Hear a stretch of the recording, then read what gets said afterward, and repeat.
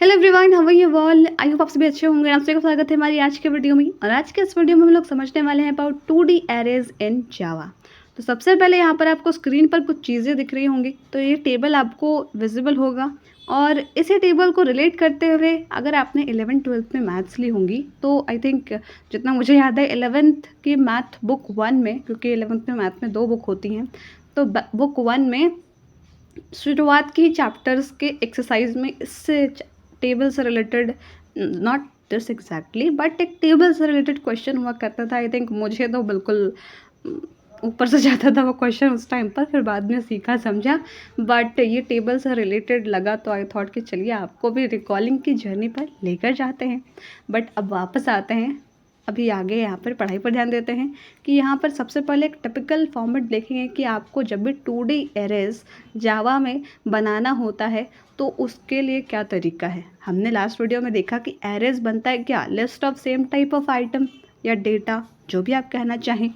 तो उसके 2 फॉर्मेट थे, एक तो जो बड़ा सा था और एक बहुत सिंपल एक ही लाइन में, आपको जो सही लगे आप वहाँ पर वो ऑप्शन यूज़ कर सकते हैं। ठीक है, अब उसके बाद यहाँ पर एक और चीज़ आपको याद रखनी होगी कि ये भी उसी टाइप का है, बट इसमें क्या ऐड हो चुका है आगे इसके 2D जिसको आप 2 डायमेंशनल से भी रिलेट कर सकते हैं, बस काम वही है, तरीका अलग हो गया है। ओके, तो इसका फॉर्मेट क्या है कि सबसे पहले आपको डेटा टाइप लिखना होगा, फिर उसके बाद आपको 2 बार स्क्वायर ब्रैकेट्स ओपन और बंद करना होगा।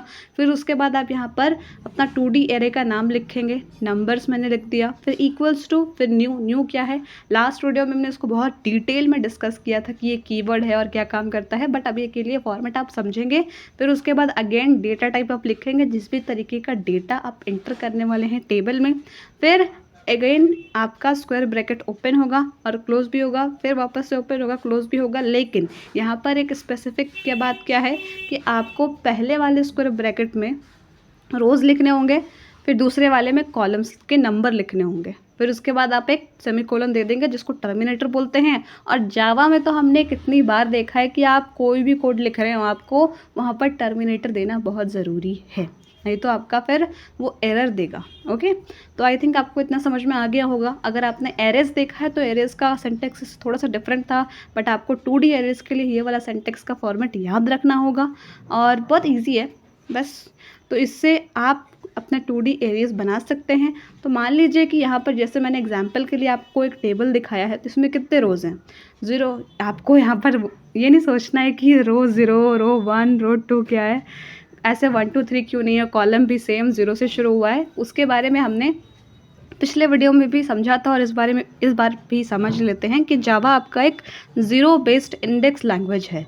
तो ये जो कॉलम 0 और रो 0 लिखा हुआ है ना, तो ये इसलिए लिखा हुआ है क्योंकि ये आपको मेमोरी के एस्पेक्ट से बात कर रहा है कि कंप्यूटर की मेमोरी के अंदर क्या होता है। मान लीजिए आपने इस टेबल में बहुत सारी वैल्यू स्टोर करी, हर एक बॉक्स में एक एक पर्टिकुलर वैल्यूज़, कोई नंबर स्टोर किया या कोई वर्ड स्टोर किए, लेकिन आपको सेम टाइप का करना होगा। अगर आप नंबर कर रहे हैं तो प्रॉपर्ली हर एक बॉक्स में नंबर स्टोर करिए। ठीक है, आपने किया तो मेमोरी के अंदर क्या होता है कि कोई रो हो या कॉलम, वो शुरुआत उसकी कैसे करते हैं, 0th इंडेक्स से। अब इंडेक्स क्या होता है कि कोई भी चीज़ आपकी मेमोरी में स्टोर हुई है जाकर, चाहे लिस्ट के फॉर्म में या अगर टेबल के फॉर्म में, और वो रिलेटेड है एरे या 2D एरे से, तो उसकी जो इंडेक्सिंग है वो 1 से स्टार्ट ना होकर 0 से होती है।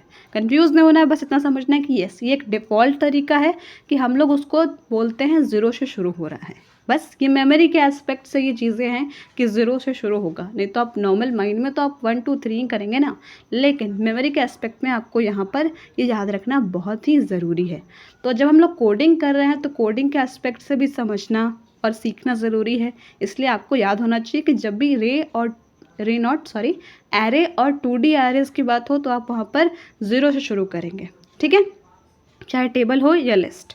तो यहाँ पर आपके क्वेश्चंस ऐसे भी आते हैं या आप इन टेबल्स को बना भी सकते हैं सिंपली। वहाँ पर जो आपको फॉर्मेट दिया हुआ है, रोज़ में आप रोज़ नंबर लिख लेंगे, जैसे यहाँ पर रोज़ कितने हैं 1 2 3 एंड कॉलम भी 3 है, तो दोनों में 3 वैल्यूज़ जाएंगी, तो आपके पास ये पर्टिकुलर टेबल बन जाएगा, सिंपल। और अगर आपने मान लीजिए यहाँ पर फर्स्ट बॉक्स में, इसको मैं बॉक्स कंसिडर करूँगी ताकि आपको आसान भाषा में समझ में आ जाए कि हाँ फर्स्ट बॉक्स की बात हो रही है जहाँ पर 0 0 है ना, वो वो क्यों लिखा हुआ है वो भी पता चलेगा, और इतने सारे जो अंदर में वैल्यूज़ भरी हुई है वो क्यों भरी हुई हैं वो भी मैं आपको बताऊंगी जस्ट कुछ सेकंड्स में, ठीक है। तो मान लीजिए आपने फर्स्ट वाले बॉक्स में 8 फिलअप किया और आपसे बोला गया कि आप मुझे बताइए 2D एरेज में जहाँ पर 8 फील्ड है उसकी लोकेशन क्या है। तो आपको 2D एरे से ऐसे क्वेश्चन मिलेंगे, इसीलिए यहाँ पर मेमोरी के एस्पेक्ट से समझना ज़रूरी है कि मेमोरी में अगर बात की जा रही है मेमोरी के एस्पेक्ट से, तो वहाँ पर ये रो नंबर 0 होगा और कॉलम नंबर 0 होगा, इसीलिए। और उसके साथ साथ ये जो x है ये आपका उस पर्टिकुलर टेबल का नाम है। भले मैंने यहाँ पर नंबर्स आपको एग्जाम्पल के लिए दिए हैं, लेकिन इस वाले टेबल का नाम क्या हो गया x, इसलिए टेबल का नाम, फिर उसके बाद रो और उसके बाद कॉलम नंबर।